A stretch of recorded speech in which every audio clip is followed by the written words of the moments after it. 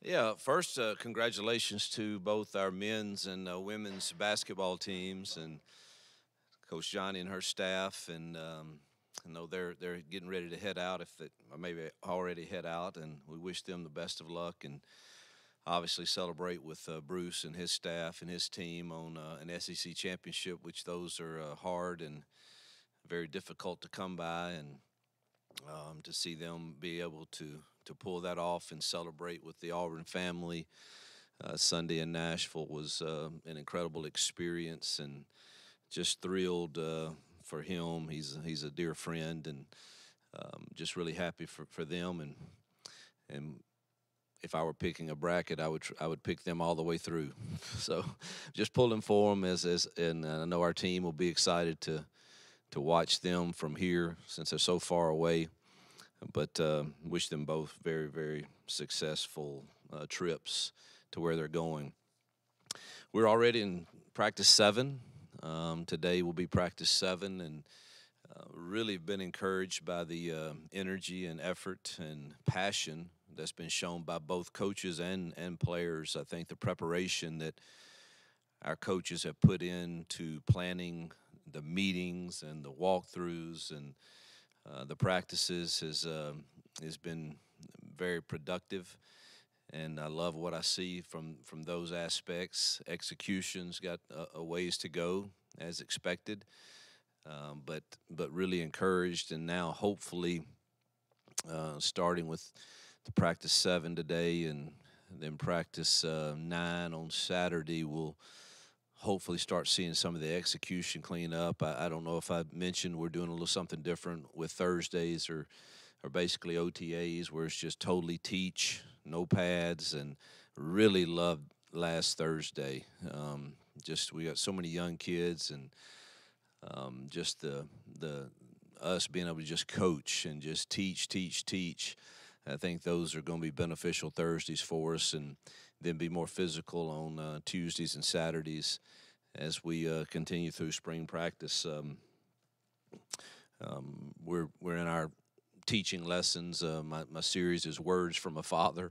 The words that I would love for hopefully our daughters, Jill and I, that they've learned. And last week's was decision was the word, and this week is vision, and vision for both our team and for their lives, and trying to share real life stories of probably when I didn't make the best decisions, and other coaches share that on Thursdays with them. And it's been really good to share those things. I look forward to teaching on vision today, but excited about getting back out on the grass with them. We had a great walkthrough yesterday, great meetings, and excited to hopefully see us clean up some of the execution issues, and which is very difficult because it's you have a play called, and it's that you're wanting to get in and install, and I'm standing back there saying this has zero chance of working against this look that's coming, and that's because you're not really game planning, you're just trying to get things in. But love what I see from our coaches right now, and the chemistry and the effort that I see them putting into it, and our players are giving great effort too, so we can build on that. Coach, last spring, you talked about finding an identity offensively. You've got offensive coordinator Derek Nixon here. Players have described him as someone who commands respect and attention when he's out there. Who is Auburn football going to be offensively this spring going into the fall? Well, when we've been our best, and he was with me for a while, and obviously Kent's been with me, and Ben's been with me, Mo's been with me, and we got a lot of people in that room, and we're gone back to our terminology that we're all comfortable with, and that we think we can make adjustments. But ideally, when we've been very good, it's been that 55% run to 45% pass, and if you had that ideal percentage, I think it means you're pretty effective. I mean, some games are skewed a little bit, and if you're running it really, really well, then it may be more 60-40, or but you got to be able to do both and stay balanced. And I do think that if we can be consistent in our RPO game, that it really opens up us to be more effective in the passing game, because you're not always having to drop back protect, which I just don't think that's a great recipe in this league. If you're having to call a bunch of drop back protections, usually that other side is a little more athletic and can figure out a way to outnumber you. Um, and so that's the key to me to staying balanced is us being able to run the ball and throwing the ball off of run actions where you're not having to vertical pass set a whole lot. So that's hopefully what our identity will be. Coach, you had mentioned in the first week before spring break how the guys were doing a lot of things on and off the field the right way, keeping lockers clean, doing that. After spring break, now that you're back into practice, are you still seeing that trend of guys just doing the small things the right way? And do you expect that to continue with this squad? We're going to demand that it continues one way or another, and it's player-led. And I've got a culture council meeting today at 2. Before we start meetings, and they'll give me the most recent update of how that's going. They have a better pulse on all of those little things probably than I, so I'm anxious to hear how that's going. From our enrichment team, it's been good thus far. The academic piece, the doing the little things, whether it's training table, locker room, all of that has been fairly positive. It's not perfect yet, but we're certainly striving to get it that way, and I look forward to hearing kind of their view on it today.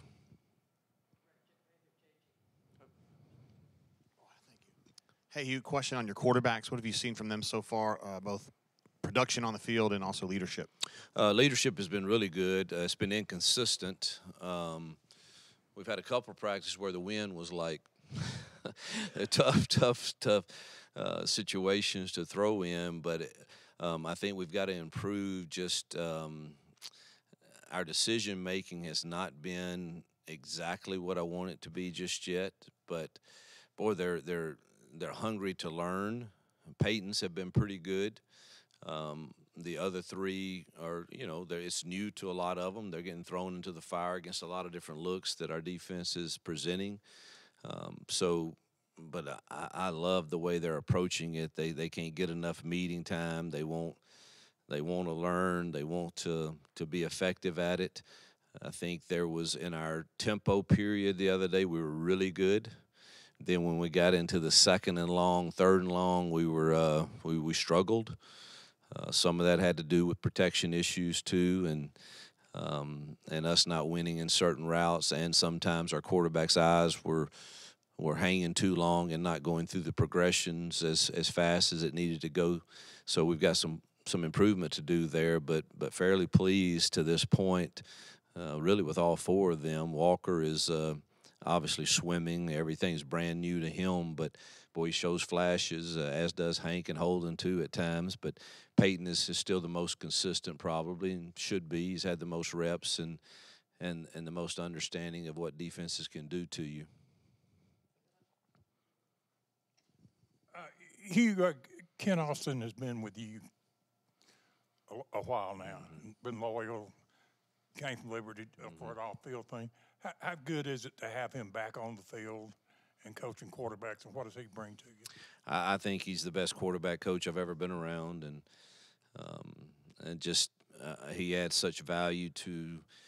If I'm sitting in there like this morning and we're discussing something that's going in today, I need to hear how he sees it from a quarterback's perspective. When we draw something up or we say, hey, is this something that's a priority for us to really get in spring? How do you view it? And what are all the issues that would be faced in coverages for this? And he's as smart and brilliant as any I've been around of saying this is going to be the issue. And if we don't have an answer for that, then this probably needs to move down the list some. I just have such a comfort level with him because I know that when he is teaching in the quarterback room, it is sound, and it's not just about a play. It's about, recognizing what's happening long before it happens, and I think he's the best that I've been around doing it. You just wanted to ask you about DJ Durkin. I know his intensity and his energy, you said, have been incredibly high. Have the players on your defense really kind of understood the message from him? And then kind of a second part, how valuable is it to have a former head coach in that coach's room as a coordinator that you can lean on and ask questions to? I'd love for you to ask our players that. In my opinion, I see them responding to his energy and the demands he puts on them very, very well. They take his instruction, they take his passion, they take his when he's correcting them, and he's one of the better ones I've seen of handling these Thursday teach, Monday walkthroughs, Wednesday walkthroughs. Man, he has got it organized to a T, and there is a method to every single thing he does, and every bit of it is done with great energy and passion. So I think our players feed off of that, and I think they are. I'd love to hear what they say about it. And then as far as anytime you get former head coaches like him or Kent around you, and that have had to sit in this seat, and you talk about practice schedules, and you talk about, because I'm open, man.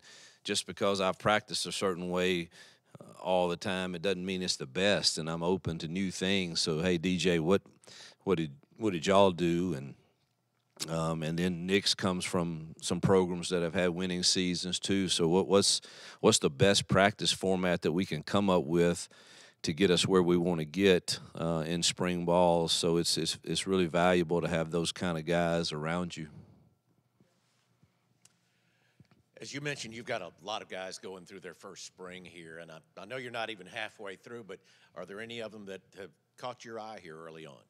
Well, I love the 24 class. I really do. I think, man, Amara's flashes, Waller flashes, Blockton flashes on the defensive front, all of those guys, those linebackers, Riddick and DJ, and we've moved Joe Phillips to Buck now, and I think that's more of a natural position for him. So of those front guys, all of them are kind of flashing at times, and they're throwing them in there some with the ones, and not that there are any ones right now. It's just, we just kind of rotate those guys around, and I think I think we've got some really good players there that in time are going to be really good in this league.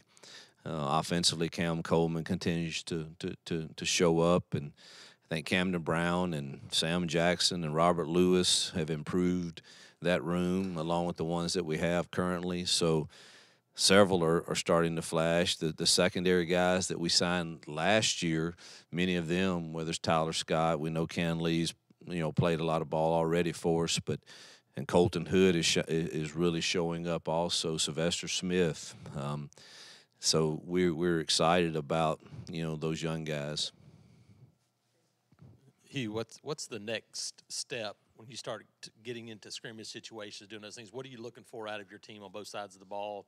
I know execution is there, but anything in particular that you'd like to see? Relentless effort on defense, and DJ's demanding that, and boy, he holds them accountable. He charts every one of them and every loaf, and the way we finish and the leverage on the ball. It was the right leverage, and we're not tackling to the ground a lot, but man, if a running back is in the open field, the leverage, let's don't be lazy on the leverage, man. Use your sideline and keep your pads in the right spot and your head in the right spot, and he's demanding all those things. Love to see them keep getting after the football, and then offensively, man, staying out of negative plays and taking care of the football. Those are the things that if we can stay on schedule, I think we'll be an effective offense. So starting today, we've got a couple good periods of some second down competition and even some drives today that you'd love to see us stay out of those negative plays by us recognizing what the defense should do and knowing what the answer is to stay out of the negativity, getting the protection set right from our quarterback's perspective, and then our running backs picking up the blitzes correctly, our receivers, running the correct route. All of those things keep you out of negative plays, so that's what I would hope to see this week us improve on.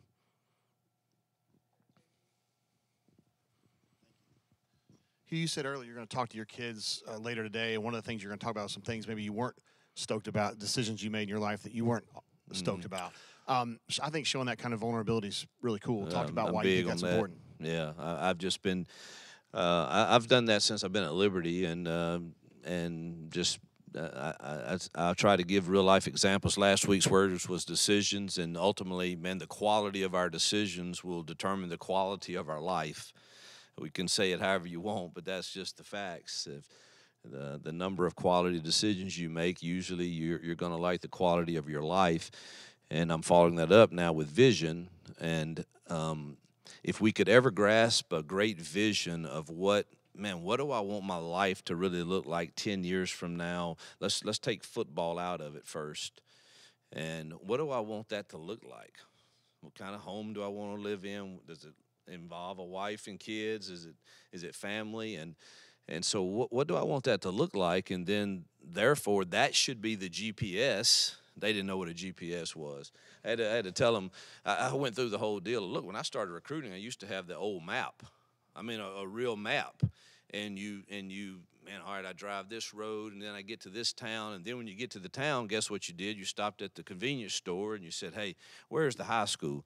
Because it's not on the map. I mean, can you get me to the high school? And then you got to the high school, and then you got to get somebody to direct you to the player's house for the home visit. That's how it started. Then we were lucky, and we got the Google that you could print out the pages. All right, drive 40 miles on this, take a left. And then we got the Garmin.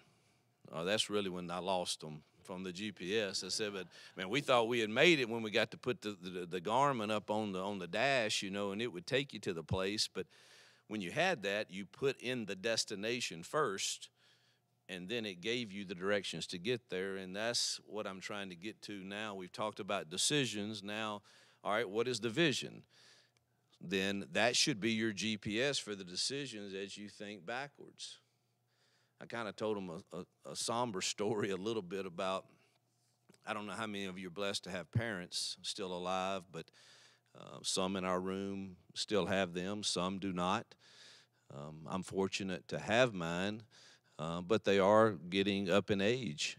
And when I start thinking about if stats say an average lifespan is 85 or whatever that is, and you think about, man, I really might only have like 5 years left with my parents, but truthfully, I probably see them a quality time about 5 times a year, so that's probably like 25 times. That kind of changes your mindset of, man, I might need to work backwards and make that a priority. And it's the same way now when I share with them about vision this week is whatever your vision is, that should be the GPS that governs how you make your decisions to get where you want to go. And I'm going to tell them my vision of being an SEC head football coach. And I declared that vision on my honeymoon with my wife, but gave up on it truthfully after 13 years of high school coaching, but she never did. And she would constantly be hounding me about that wasn't your vision. That wasn't your vision. And I'd pretty much given up on it because, man, we've got kids now. I'm making a decent salary. I'm in a good job. And, man, I can't go take a GA job but she thought differently, and she's really the one that encouraged me to take this off the field job at Ole Miss way back for Ed Orgeron that really kept my vision alive. And so I'll share that with them, and hopefully that will help them find some GPS for their decision, and also for our team. What's the vision? Then we better do the little things right.